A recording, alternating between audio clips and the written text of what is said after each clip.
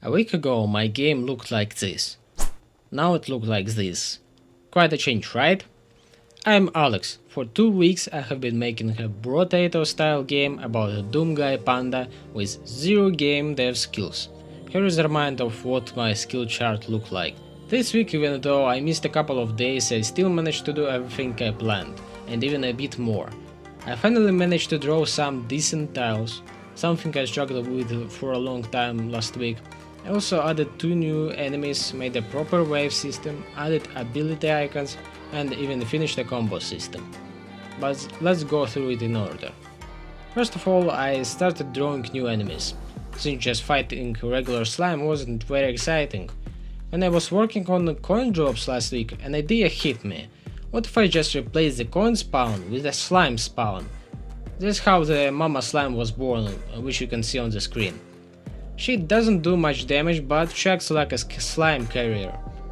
Next, I wanted to add a shooting enemy. For this I was inspired by Nurglings from Warhammer 40k.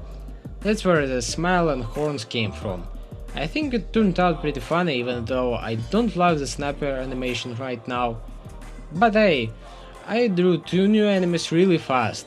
Maybe it's just me, but I feel like my drawing skills are actually improving. But before adding these enemies, I wanted to make another ability.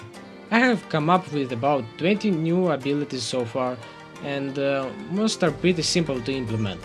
For example, a shield, a heal, or reversing enemy controls.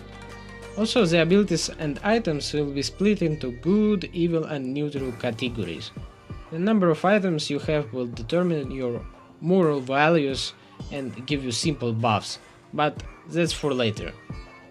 For now I decided to start with one of the hardest abilities, the bamboo boomerang. The panda throws a stick forward and it flies in an arc, spinning and hitting everything around it. The way it works is, when you use the ability, you can't attack with the stick anymore. The stick flies forward, reaches a certain point, and then suddenly changes path and flies in a circle. With this I had a lot of troubles coding, mostly because my programming skills aren't great. Sometimes the stick would teleport when it started circling, or the speed would just shoot up for no reason, but after a couple of hours I finally got it working right. Only then did I add the slime sniper, which also gave me some trouble. I still don't fully understand how collision layers work, that was the main issue. I wanted the projectile to pass through enemies but still hit the player.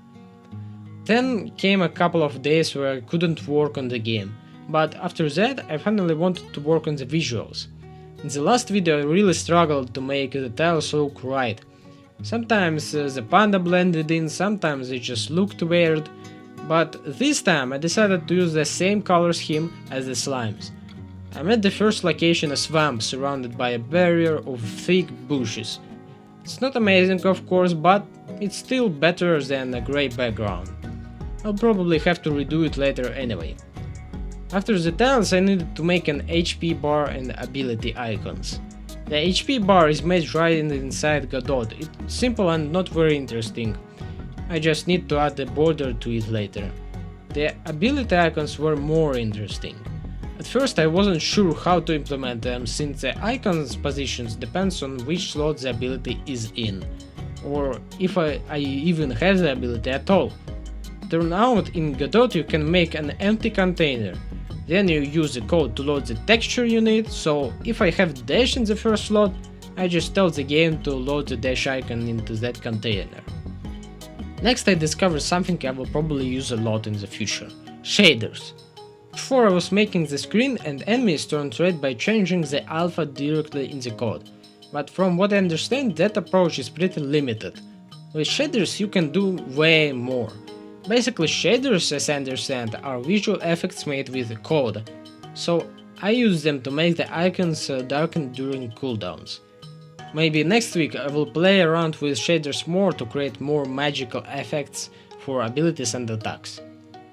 Enemies are in abilities too. Now I need to make the game more interesting, so I added this. Yep, it's a wave system.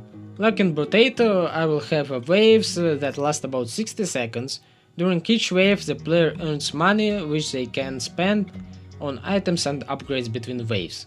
Right now that system doesn't work quite right yet since I haven't started making the shop. For now I just set in code how many of each enemy spawn during the wave. Then the timer counts down to the 0, there is a few seconds of calm between waves and then a new wave starts. Oh, and I added the restart button after death. But all week I wasn't even thinking that much about these mechanics, I was scared of something else. In the last video I talked about making the ability slot system, and I also mentioned that my game will have combos. And I have no idea how to make the combo system, so I kept putting it off. But on Sunday, when I couldn't delay it anymore, I finally sat down to work on it. Actually, it turned out to be not so scary. I mostly copied the logic from regular abilities, except now when the player uses the first abilities, the code checks if that ability is part of any combo, and if so, whether the player has that combo unlocked. That's it. The first combo I made was the bamboo dash.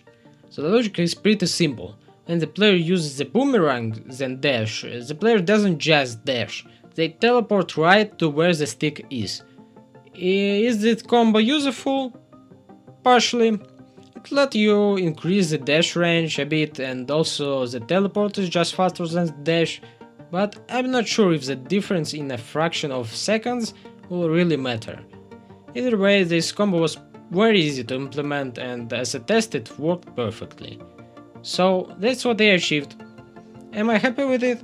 Yes, I didn't expect to do so much this week, despite other things going on. For next week I don't have clear plans. I will need to figure out shaders, add a few new abilities. If I have time, start implementing the item system and shop, and I also have ideas for a couple of new enemies and bosses. If you have any suggestions, write them in the comments. Subscribe, hit like, see you next week. Bye!